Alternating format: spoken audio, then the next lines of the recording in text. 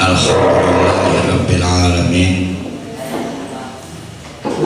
Nahmaduhu wa nasta'inuhu wa nastaghfiruh wa na'udzu billahi min shururi anfusina wa min sayyiati a'malina.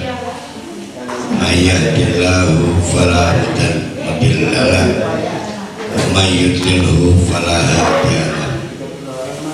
Asyhadu an la ilaha illallah wa asyhadu anna Muhammadan abduhu wa rasuluh la nabiyya ba'da. Kita lanjutkan surat Al-Ahqaf. Kemarin kita sudah diantarkan pada konsep berbakti kepada orang tua. Jangan salah berbakti, bukan kepada orang tua, sama jangan salah berbakti bukan kepada Allah, tapi kepada berhala, patung. Loyalitas kita kepada yang lain mengalahkan Allah disebut musyrik. Berbakti kepada orang tua memiliki logika yang sama seperti kita berbakti kepada Allah. Yang kita berbagi kemarin, yang pertama kita menghindari kata menghormati orang tua karena sulit ditemukan. Yang kedua, istilah menyenangkan orang tua itu kemudian dibayang-bayangi ridhollah, ridhol walidain, dan itu tidak cukup artinya dengan arti menyenangkan yang berhenti di kata ihsan kemarin ya. Berarti ridho memuaskan, terpuaskan sehingga Allah juga puas, orang tua juga puas. Nah, pada kasus musyrik kepada Allah dan durhaka kepada orang tua itulah maka azab Allah membayang-bayangi. Kapan azab Allah datang? Ketika sudah diperingatkan tetapi abai. Diutus para rasul agar jangan musyrik, tapi abai, maka turunlah azab. Orang tua juga mengingatkan agar anaknya tidak durhaka, abai, maka turun azab. Semudah itu turun azab, semudah itu masuk neraka, semudah itu juga masuk surga. Kan gitu kan logikanya kan. Kemarin kita lihat bahwa orang tua itu pintu masuk surga. Sangat mungkin ada kasus di antara kita ada yang masuk surga melalui pintu berbakti pada orang tua, tapi amalannya tidak ada yang istimewa, tapi realitasnya masuk surga, walaupun fasilitas sarana di surganya tentu tidak sama dengan ahli surga yang lainnya. Kita ahli surga karena berbakti pada orang tua. Faktanya kita akan berkumpul dengan Nabi juga yang ahli surga. Mungkinkah kita mengatakan sarananya akan sama di surga dengan Nabi? Kan tidak mungkin. Dengan alumni perang Badar nggak mungkin. Dengan ahli ibadah yang lain nggak mungkin. Tapi faktanya kita dijanjikan surga. Sadarilah bahwa yang berbeda nanti sarananya. Nah, mari kita lanjutkan sampai ayat 26. Itu sebelumnya cerita tentang kaum Nabi Hud. Diberi peringatan justru ngelunjak. Walaqad makkannahum, dan sungguh-sungguh kepada kaum Ad itu sudah diberi kedudukan mereka itu. Makannahum, dikukuhkan kedudukannya. Fa'ala berarti benar-benar diberikan kedudukan, yaitu dengan pencapaian peradaban yang belum pernah kita capai sekarang. Peradaban yang belum pernah kita capai untuk zaman itu. Fima in makkannakum fihi, fima kedudukan dalam hal yang tidak pernah diberikan kepada kalian.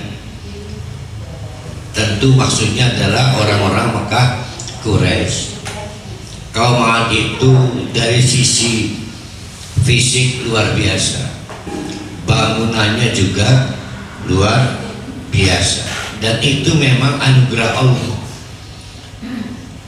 Tapi lebih dari itu, Allah menegaskan wa ja'alna lahum, teristimewa kepada mereka diberikan sama'an,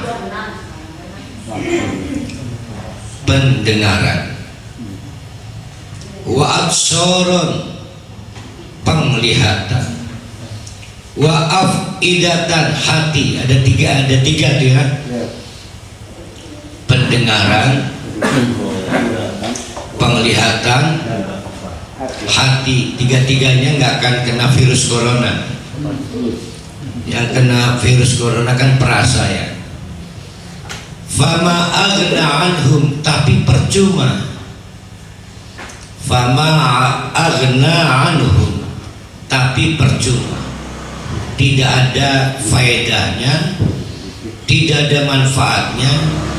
Diberi penglihatan, pendengaran, hati. Fama aghna anhum sam'uhum wala absaruhum wala afidatuhum min syai'in, sedikit pun tidak punya manfaat. Idkanu, karena mereka yajhaduna, jahada, membangkang, bi ayatillahi, kepada ayat-ayat Allah. Nah, ini peringatannya. Ayat Allahnya kan banyak, diutus Nabi juga ayat Allah. Ada yang membawa kitab, ada yang tidak membawa kitab. Diutus orang tua menasihati kita juga ayat Allah. Maka dalam ayat yang kemarin kita kaji, betapa azab Allah datang. Kalau tidak di dunia, berarti azab Allahnya di akhirat, berupa terbukanya pintu neraka. Itu nggak usah diminta cepat dan lambat. Nah, kehadiran orang tua memberi nasihat pada kita itu sejurus sebangun dengan kehadiran Nabi dan Rasul memberi peringatan. Orang-orang yang gagal mengelola peringatan Allah disebut tuli, buta, dan hatinya mati. Dan itu yang dialami kaum Ad ketika Nabi Hud berkali-kali mengingatkan bahwa praktek berulang-ulang kemusyrikan itu pasti mendatangkan azab Allah, yang pasti di akhirat, mungkin di dunia. Dan itu nggak usah diminta kapan datangnya. Lalu kita ingatkan zaman sekarang ini, coba sih ibadah yang benar, jangan bid'ah. Sing bengen gemekene dia tetap sugih. Itu sama dengan konstruksi kaum Nabi Hud. Apa ada yang salah? Kami nggak ada. Buktinya nggak pernah datang azab. Itu sama dengan tastajiluna, meminta azab datang. Kalau kamu benar ngancam bahwa ibadah kami bid'ah itu adalah jauh dari ridha Allah, mestinya udah dari dulu dong saya miskin, banyak penyakit, banyak azabnya, kayaknya happy-happy aja. Apa bedanya coba dengan kaum Nabi Ad? Nggak ada bedanya, cuma perbedaannya di jalur Quran doang. Jadi orang yang merasa pilih posisi enak, diingatkan berkali-kali, kamu salah ibadahnya. Salah dari mana? Tetap kaya kok. Itu sama dengan menantang azab dari Allah. Jadi logikanya kita perbaiki, karena kalau kita melihat kesiran Nabi, kita membayangkannya ada angin kencang, teriakan keras. Azab itu yang pasti di akhir. Ustaz, masalahnya dia kan nggak merasa menantang Allah dianya sendiri. Itu yang harus kita sadarkan, bahwa itu tidak ada bedanya. Itu yang harus kita sadarkan. Karena memang mendelivery kisah Nabi dan umatnya itu, ya kan dialognya dialog Quran, dia bukan buku cerita. Dan setiap sejarah berulang, dipergilirkan, diulang lagi, bentuknya yang berbeda.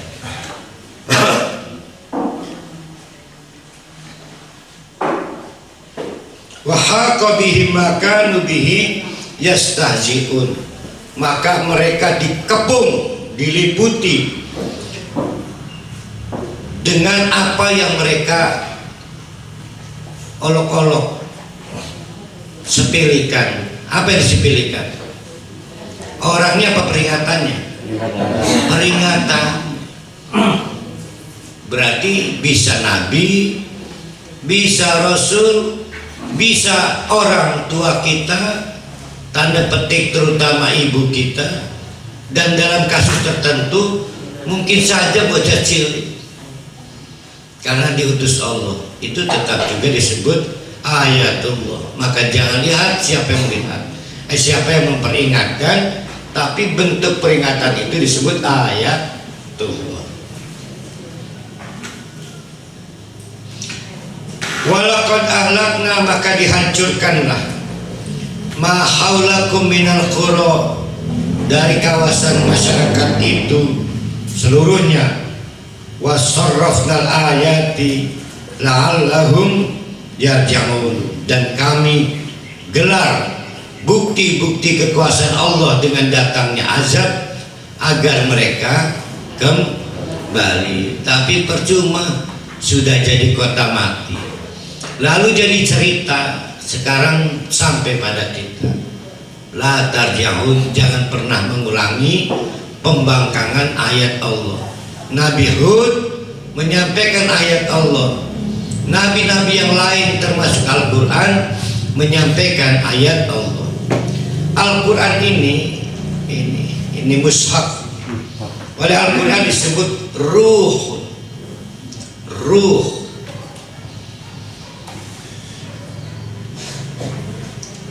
Karena ruh, maka Al-Quran tidak dikelola oleh selain ruh. Jadi memang mata kita yang membaca dan telinga kita yang mendengar, tetapi yang mengelola Al-Quran ini ruh. Maka apabila ada orang yang mewiyak,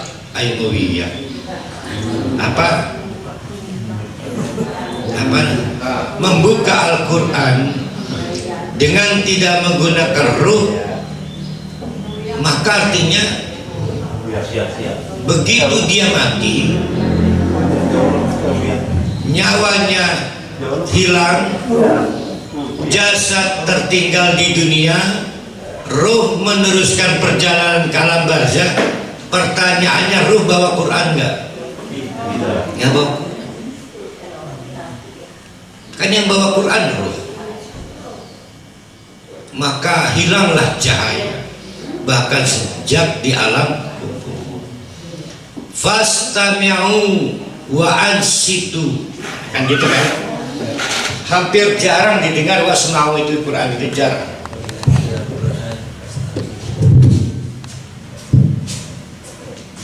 Kan asalnya sami'aya, artinya mendengar. Kalau ditambahi huruf berarti artinya tambah lagi, dengar dengan sama. Nah, pertanyaannya, buat apa mendengar Al-Quran? Buat jadi petunjuk. Cukup nggak dengan mendengar? Cukup tidak dengan seksama? Tidak cukup.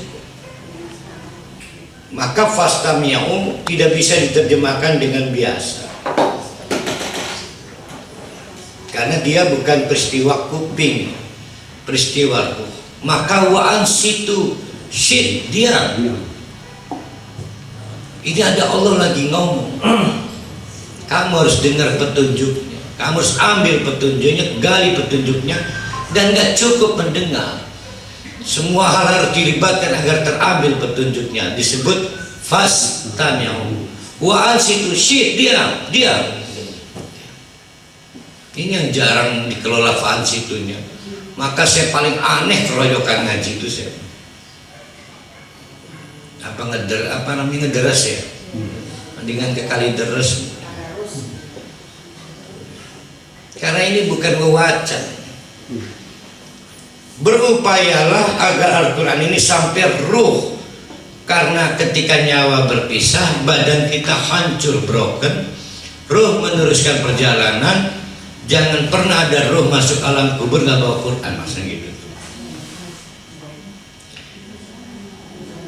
Ketika orang tidak bisa mengelola Al-Quran, berarti ruhnya mati. Orangnya masih hidup nih. Kalau al-mahrum nyebutnya bebongkong lah. Ruhnya mati. Maka percuma diberi telinga dong. Percuma diberi mata, maksudnya itu.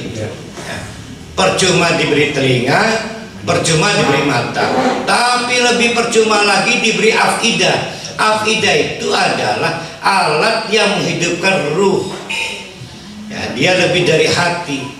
Hati itu ruangnya, di dalamnya ada afidah. Apa sih bentuknya afidah? Kemauan mengambil petunjuk, itu afidah. Nah, sekarang pertanyaan, pengen oleh berkah Quran tak? Pengen oleh petunjuk Al-Quran? Nah, kebanyakan nyari berkahnya.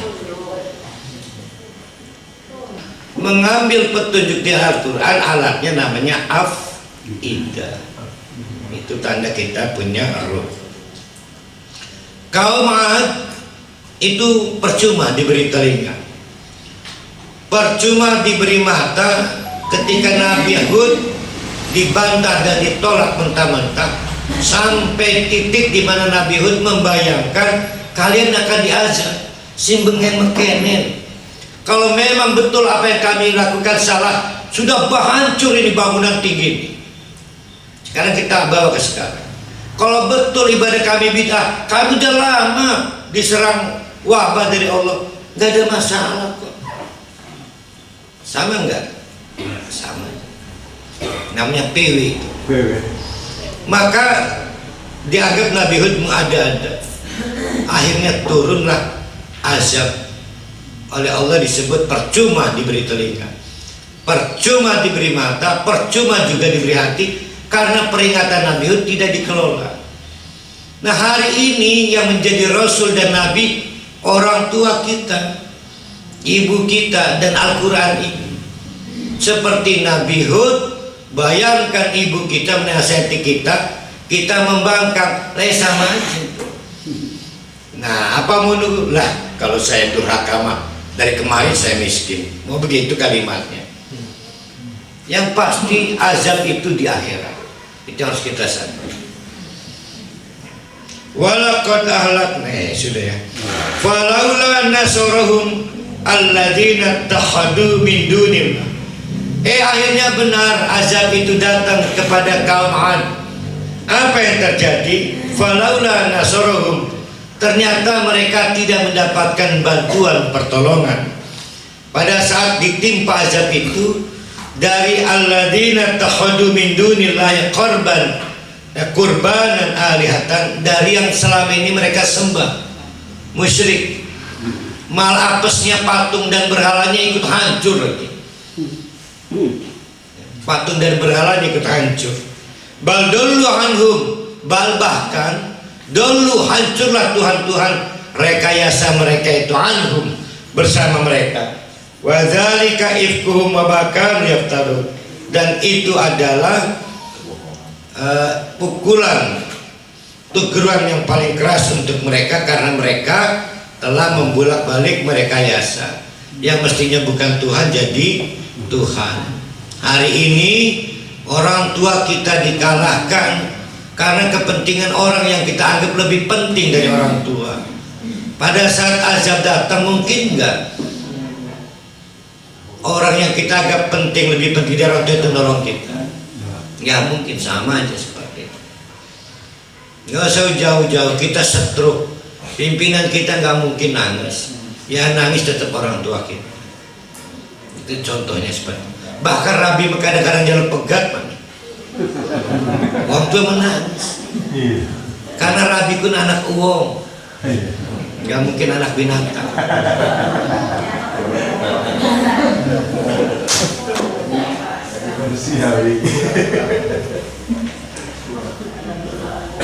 Nah, paragraf baru, Allah akan menyindir kita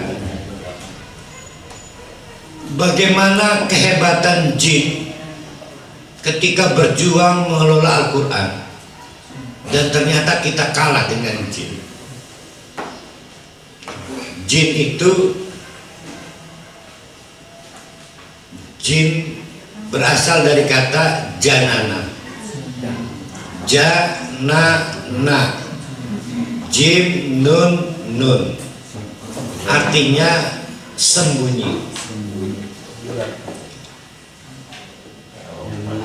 Maka yang disembunyikan dalam rahim disebut janin, supaya terlindung dalam rahim ibu kita.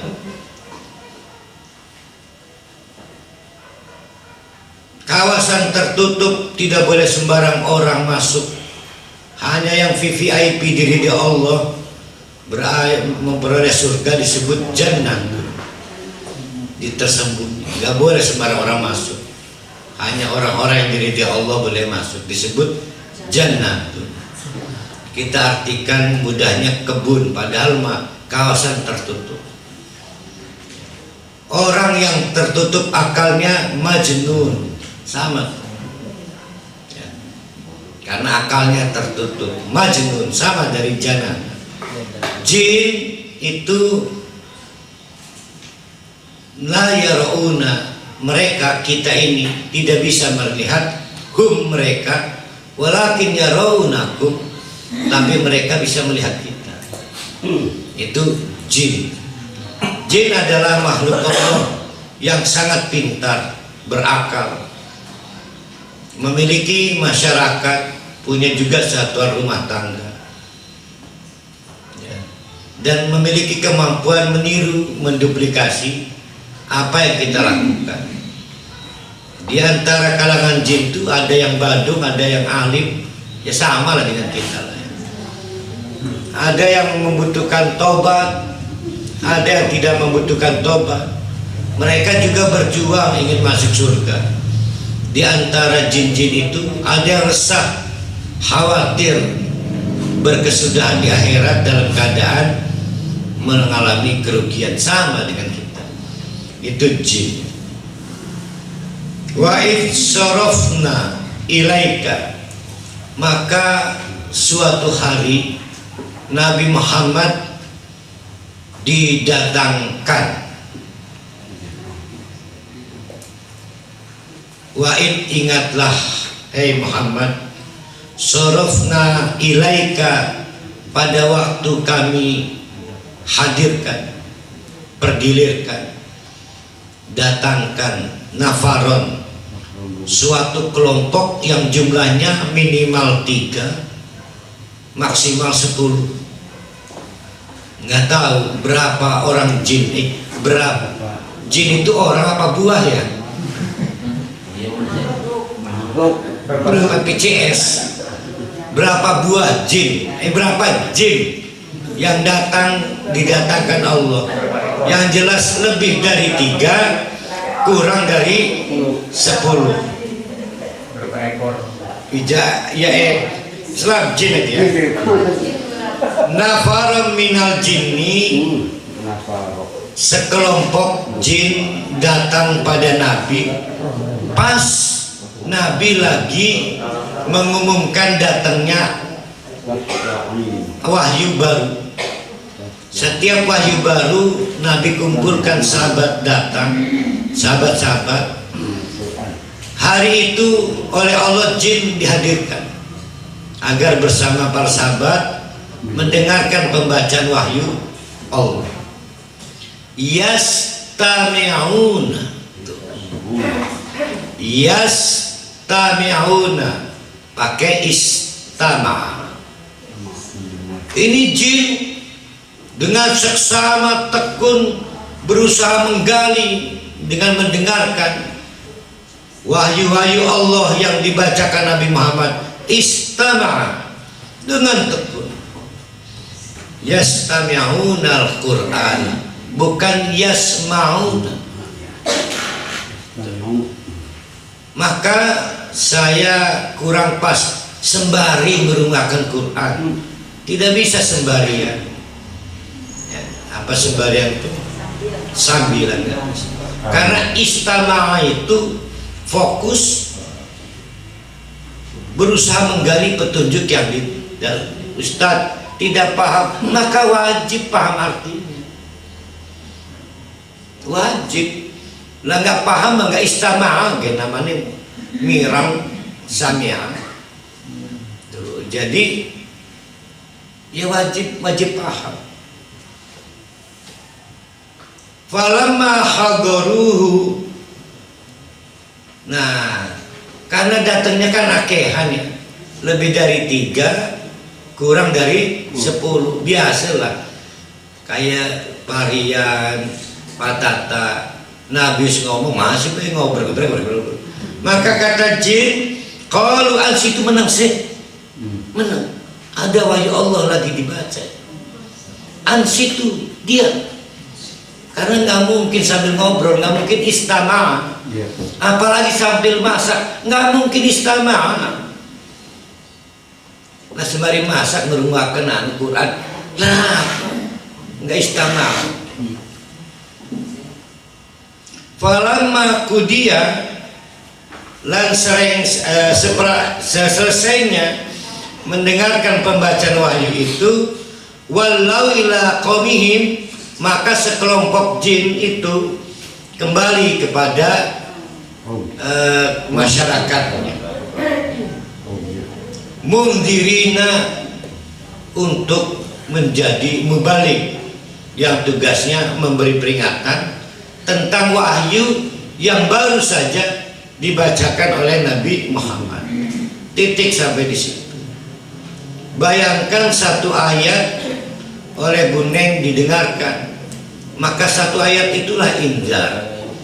Jadi ujungnya Al-Quran itu inzar, mampu memberikan peringatan baik kepada diri kita sendiri maupun kepada orang lain. Sebagaimana jin, mungkin entah berapa ayat yang didengarkan dengan seksama, sukses jadi munziri,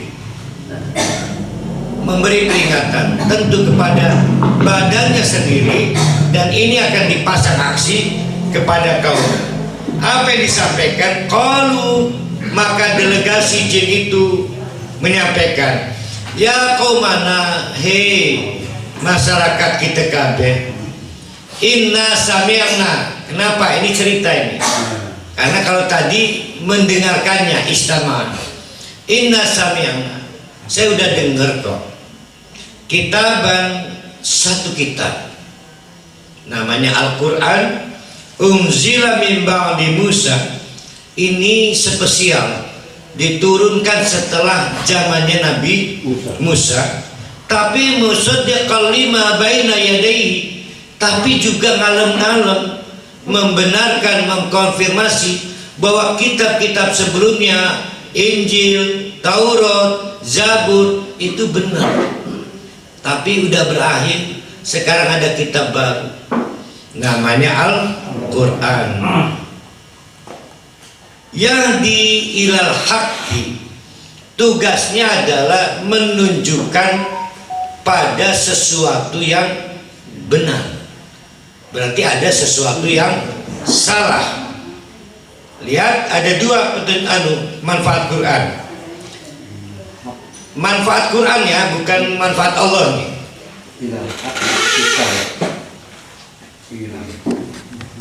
Yang pertama, yahdi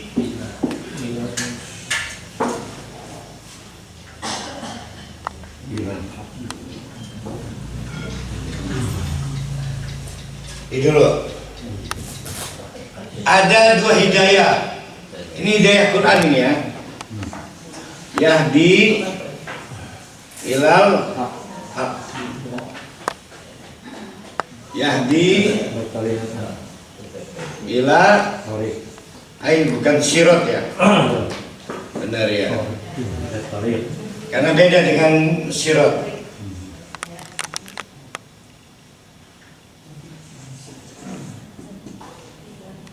Kalau kita dapat hidayah Allah, maka menjadi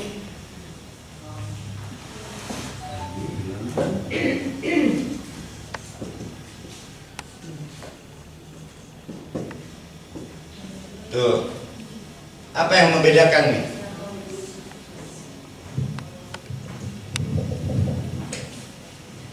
Ada kehilangan ilah ya.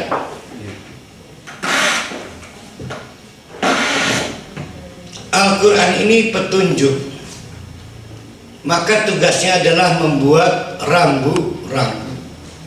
Maka diberitahu pada varian ka lamun Arab ning soyok merana merene merana, itu namanya yahdi ilah.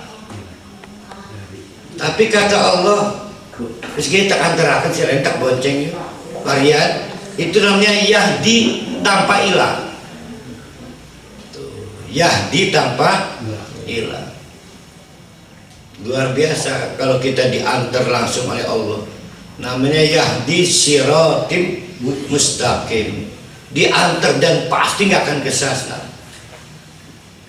Nah, ini yang jadi masalah, kita diberi petunjuk oleh Al-Quran maka pakai kata ilah. Ada peluang kita kesasar. Mungkin panjang jalannya itu lebih panjang, ada yang lebih pendek, dipengaruhi oleh al-af'idah ya, dipengaruhi oleh al-af'idah. Maka kata jin, hai kaum kami, ini ada spesial baru. Ini Al-Quran hebat. Ini jin udah lama merasa ada yang salah dalam hidupnya. Kata kita, yuk kita rubah cara hidup kita yang baru. Ini Al-Quran yahdi ilal haqqi. Ini pasti menuju kepada cara yang benar. Wa ila tariqin mustaqim. Tariq sirat, jalan yang lempang, lebar. Berapapun juz kemampuan orang ditampung di jalan yang lebar. Berapapun kemampuan pemahaman Islamnya ditampung di jalan yang lebar itu. Mustaqim, madhabnya apapun ditampung di situ, jenis kelaminnya apapun ditampung di situ. Itu namanya siratul mustaqim. Tapi thoriq tidak sirat, dia tidak lebar. Hanya orang-orang tertentu, ada ahli surga dari kalangan Badar, kelompok Badar aja. Ya, thoriq sempit. Nah, ini adalah kelompok-kelompok yang berusaha menggali petunjuk Al-Quran, disebut thoriq, bukan sirat. Karena banyak cara masuk surga, tapi ini cara masuk surga berdasarkan Al-Quran, maka disebut thoriq, bukan sirat. Ila thoriqi mustaqim, mustaqim, lurus. Sangat mungkin ada yang masuk surga belok-belok, seperti pelacur yang tidak pernah bertemu selain maksiat. Akhirnya masuk surga juga setelah diberikan momentum oleh Allah menolong seekor anjing.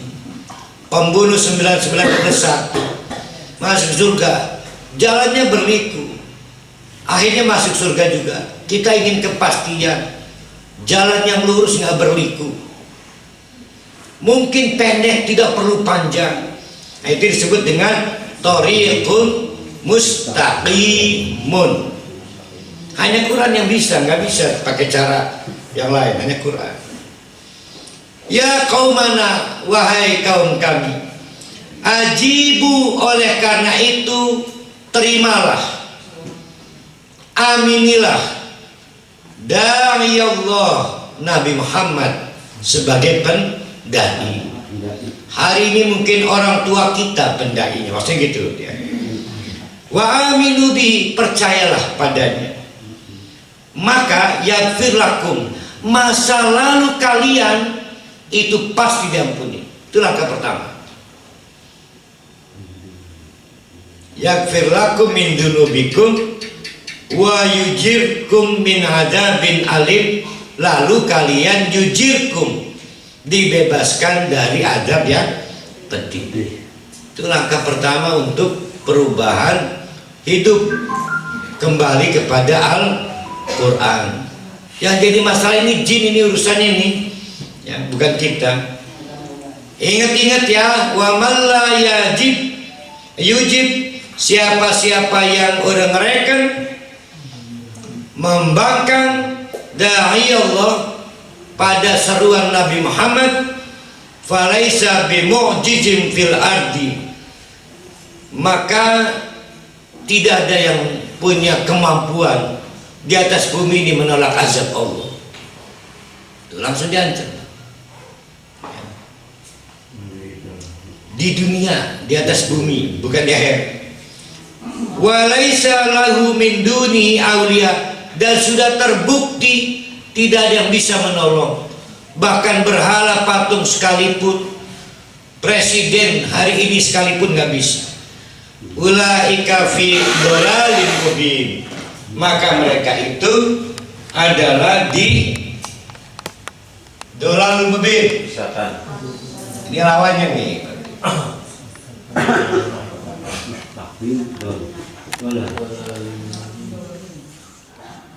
Dolal itu saya mau ke Kaloran, jauh nggak Kaloran? Enggak kan? Tapi nyatanya kesasar saya. Baru nyampe Kaloran sudah kesasar. Tapi ada juga yang sudah nyampe Merak kesasar juga. Jadi ada yang jarak pendek, ada yang jarak jauh. Satu, itu tersesat juga.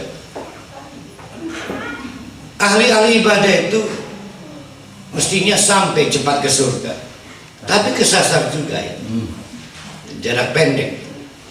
Tapi ada juga orang yang ini mamal bakal mancing surga, tapi kesasar juga ya, karena memang kelakuannya buruk. Ada lagi orang yang tersesat, tapi orang ngerasa jalan bingung. Ada lagi yang endah belah terkesasar tak dolalum mubin. Jadi dolalum mubin adalah orang yang sudah diingatkan tapi nekat. Dia udah bisa mengkalkulasi, mungkin dari Nabi, dari Al-Quran, mungkin dari ibu kita, seperti di ayat sebelumnya, Bu, lamanya kita salah, jari ibu salah, mal bakal kita ketukung mobil, mungkin anak kita gering, mesti aja mengada-ada, itu mah cerita masa lalu kan gitu ya. Benarkah dia percaya, tidak percaya pada omongan ibunya? Tahu dia bahwa akan ada azab dari neraka. Nah, itu namanya dolalun mubin. Dia udah tahu bakal tersesat. Nah, nanti akhirnya kapan dia nyadari? Ketika terjadi azab. Namanya dolalun mubin. Jadi dolal itu macam-macam. Awalam yarau annallaha, bagaimana pendapat mereka orang-orang yang dolal mubin ini ya, dinasihati nekat. Bukankah annallaha zat Allah adalah alladzi khalaqas samawati wal ard, yang telah menciptakan langit dan bumi, walam ya'ya bi khalqihinna, dan tidak punya sifat payah capek pada waktu proses penciptaannya, biqadirin ala ayyuhyil al-mauta, dan memiliki kemampuan bikin hidup yang sudah mati. Semua yang mati akan dibangkitkan, diazab bagi yang durhaka, baik durhaka kepada Allah maupun durhaka kepada Rasul-Rasul Nabi Allah, durhaka kepada orang tua. Bala, bahkan innahu ala kulli syai'in qadir, mau bikin apa aja mampu Allah. Jadi sampai ayat 33, jangan coba-coba nantang Allah. Kalau Al-Quran itu menyampaikan peringatan tentang kisah masa lalu dan kita tidak memperbaiki diri, itu sama dengan menantang Allah. Nah, yang lebih nekat lagi, dinasihati ibu tidak mengindahkan, sama seperti itu. Innahu ala kulli syai'in qadir, itu Allah bisa bikin apa aja. Mungkin mobil kita terbalik, motor tiba-tiba kepleset, lagi nyekel lading ke belakang, Allah bisa aja. Semua di dalam hukum Allah. Sehat tapi tiba-tiba rigid, pingsan, itu namanya innahu ala kulli syai'in qadir. Lalu kapan kita nyebut azabnya? Ya, tahu diri aja lah. Ya, innahu ala kulli syai'in qadir. Tapi ada juga yang tambah sugih, tambah sehat, padahal mau badung kepada orang tua, badung kepada ustadz, badung nih Quran lah kedemen-demenin. Itu namanya apa itu? Istidraj. Jangan tertipu, itu istidraj. Maka bersyukurlah pada Allah lamun oleh bilai. Nah, tapi jangan bilang orang tua sakti, jangan. Ini makan hukum Allah ini. Iya, wingi ya kita rada jengkel yang ibu. Duit hilang sih. Bece. Keramat ibu enggak bisa. Yang keramat itu peraturan Allah. Wa yauma yu'radul ladzina kafaru 'alan nar, maka pada hari di mana orang-orang yang kafir ini durhaka pada orang tua, ini masuk kelompok kafir ya. Tapi bukan kafir di akhiratnya, masuk kelompok kafir. Dihadapkan di depan neraka ini. Alaisa hadza bil haqqi, benar kan? Oleh azab kan? Itu maksudnya gitu. Alaisa hadza bil haqqi, benar kan oleh azab kan? Qalu, maka mereka bala, iya Allah ya. Wa rabbina, demi Allah yang makanya niki nasib apes. Tapi terlambat, sudah di akhirat. Ini cerita tentang apa nih? Cerita tentang ternyata ancaman ibu kita nggak terjadi sampai kita mati. Ngebohong ibuku, jadi kita orang mesakat. Dia sukses di dunia, nggak dapat azab, kurang ajar dia. Akhirnya dicegat oleh Allah. Alaisa hadza bil haqqi, makanin kan? Kalau iya ya. Mana mau diazab di akhirat apa di dunia?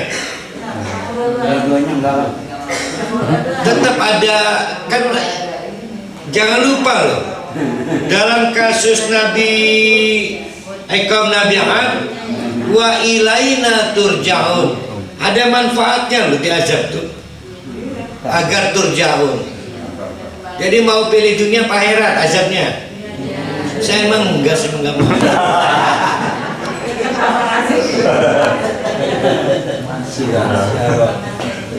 Qala, maka Allah dengan tegas berfirman, fadzuku, rasakan ke Rasakan ke al-adab adab bima kuntum takfurun, yang kamu nggak ngandel dulu itu.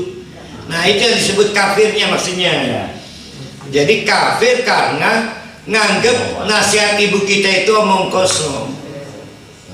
Tuh. Juga peringatan ustaz-ustaz, coba sih jangan bid'ah terus. Bukan anak azab. Jelas apa? Pemuluh dan gelur apa? Dari dulu gak ada masalah. Bisa bayang kunuman.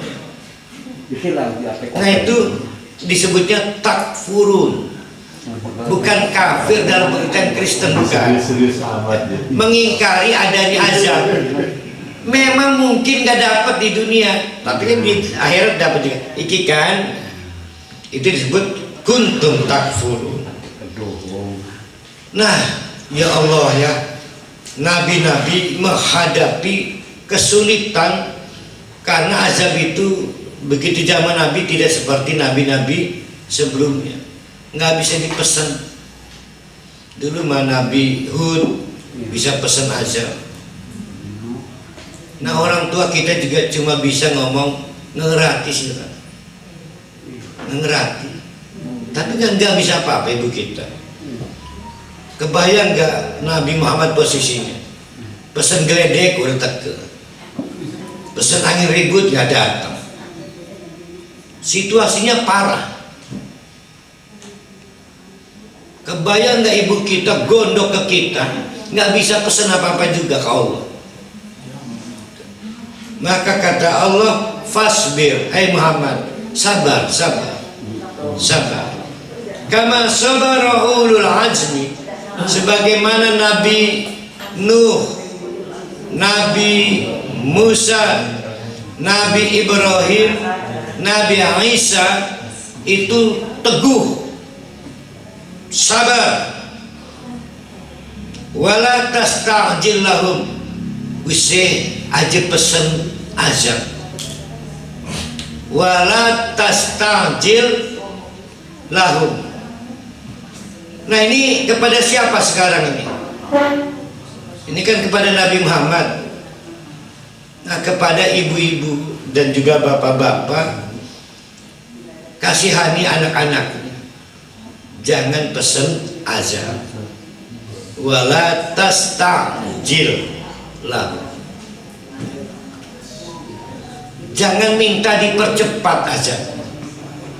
Kasihan anak-anak, yaitu innahu ala kulli syai'in qadir.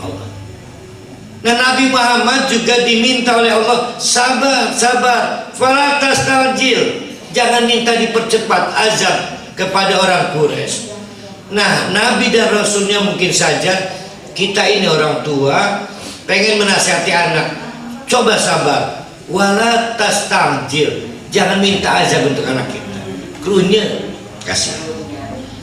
Ka'annahum yauma yarawna ma yu'aduna, sebagaimana mereka kemudian bisa melihat apa yang mereka dijanjikan kepada mereka tentang azab itu. Ya. Lam yalbasu illa sa'atam min nahar, tidak bisa menunda satu detik pun pada saat kejadian, nggak bisa ditunda. Nah keduhung nggak akhirnya terjadi, coba keduhung kan. Maka kata Allah, mad, sabar mad, sebab lamun kedaden tidak bisa ditunda sedetik pun. Nah kembali pada kita sebagai orang tua, sama ampunnya dengan Nabi Muhammad tuh ya. Itu kalau sudah datang stroke udah nggak bisa ditunda. Akhirnya pegal mana ngurus anak kan. Fahal yuhlaku illal qaumul fasiqun, tidak ada yang hancur kecuali orang yang fasik. Aqul qouli hadza wa astaghfiru innahu al-ghafurur rahim. Assalamualaikum warahmatullahi wabarakatuh.